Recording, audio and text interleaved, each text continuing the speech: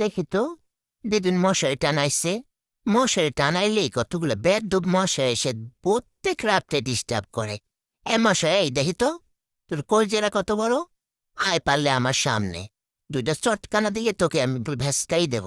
আজিল কুনহাঙ্গার, আমার দিদুন ঘুমাইবে, আমি ঘুমাবো, আর তুই এসে এখানে ফাইজলামি পাতিস। হ্যাঁ, দেখি, মিঠাই সর, তুইও চেক কর। হ্যাঁ, কোনো মশার বংশধর যেন উচ্চসঙ্গীত গাইতে না পারে, আমাদের ঘুমে যেন ডিস্টার্ব ঘটাইতে না পারে।